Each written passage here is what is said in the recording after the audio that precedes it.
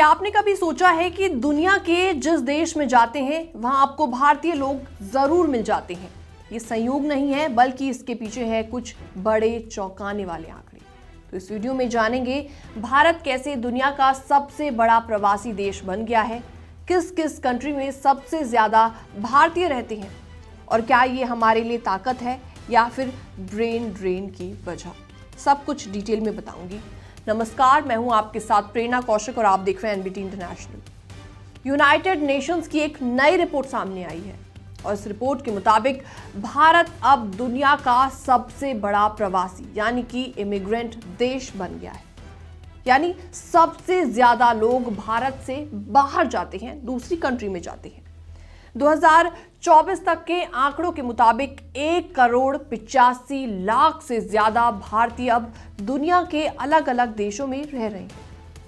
ये दुनिया के कुल प्रवासी जनसंख्या का करीबन 6% हिस्सा है। यानी हर 100 अंतर्राष्ट्रीय माइग्रेंट्स में से 6 भारतीय लोग होते हैं। पहले भारतीय प्रवासी ज्यादातर पाकिस्तान और सऊदी अरब जैसे कंट्रीज में जाया करते थे, लेकिन अब ये पैटर्न काफी ज्यादा बदल चुका है। अब ज्यादातर इंडियंस यूएस, यूएई, कनाडा और यूरोप जैसे देशों में जाकर बस रहे हैं, सेटल हो रहे हैं।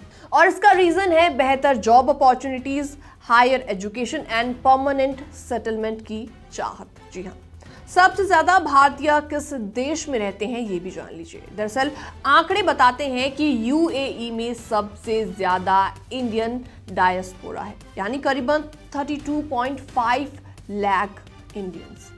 उसके बाद अमेरिका आता है जहां 31.7 लाख इंडियंस मौजूद हैं। तीसरा नंबर आता है सऊदी अरब का, जहां पर करीबन 19.5 लाख इंडियंस मौजूद हैं। तो वहीं अब नंबर आता है कनाडा का, जहां पर 10 लाख से ज्यादा इंडियंस रहते हैं। यूएई की बात की जाए तो वहां की कुल पॉपुलेशन का लगभग 1/3 हिस्सा भारतीय मूल के लोगों का ही है। यानी वहां आप जहां देखेंगे इंडियन फेसेस ही आपको इजीली नजर आएंगे। अमेरिका में भी इंडियन अमेरिकन अब दूसरा सबसे बड़ा एशियन कम्युनिटी बन चुका है। पहला नंबर आता है इसमें चाइनीज अमेरिकन का। अब बात करते हैं एक इंटरेस्टिंग फैक्ट की। पहले सबसे ज्यादा इंडियंस पाकिस्तान में रहते थे। ये ट्रेंड 1947 के पार्टीशन के बाद से चलता चला आ रहा था, लेकिन अब वहां रहने वाले इंडियंस की संख्या घट गई है। 2024 में भी पाकिस्तान में करीबन 16 लाख भारतीय मूल के लोग रहते हैं, लेकिन अब उनका ग्लोबल डायस्पोरा में हिस्सा सिर्फ 9% रह गया है। अब अगर 1990 के समय की तुलना की जाए तो तब सऊदी अरब भारतीयों का सबसे बड़ा डेस्टिनेशन हुआ करता था।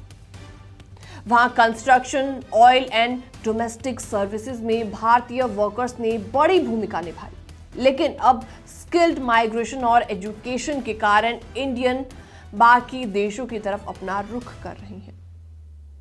पिछले 34 सालों में इंडियन डायस्पोरा 3 गुना बढ़ चुका है। 1990 में सिर्फ 65 लाख इंडियंस बाहर रहते थे, जबकि आज ये संख्या 1,85,00,000 हो चुकी है।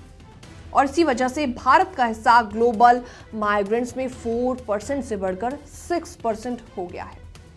यूएन का कहना है कि साल 2024 में पूरी दुनिया में 30,40,00,000 से ज्यादा इंटरनेशनल माइग्रेंट्स हैं। 2020 में ये संख्या 27,50,00,000 थी। इसका मतलब यह है कि दुनिया भर में माइग्रेशन लगातार बढ़ता नजर आ रहा है। इसके पीछे कई कारण हैं। एक तो बेहतर आर्थिक अवसर यानी कि इकोनॉमिक अपॉर्चुनिटीज, इसके अलावा कॉन्फ्लिक्ट्स, इसके अलावा क्लाइमेट चेंज इसमें आता है, और सबसे इंपॉर्टेंट है एजुकेशन। अब एक और बड़ी बात यह है कि भारत ने न सिर्फ प्रवासियों के मामले में दुनिया में नंबर 1 हासिल किया है, बल्कि 2023 में भारत दुनिया का सबसे ज्यादा आबादी वाला देश भी बन गया है।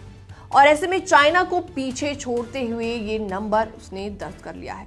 तो ये साफ है कि इंडियन डायस्पोरा अब हर जगह अपनी मजबूत मौजूदगी दर्ज करा रहा है, चाहे बात इकॉनमी की हो, चाहे बात कल्चर की हो या फिर बात हो एजुकेशन की।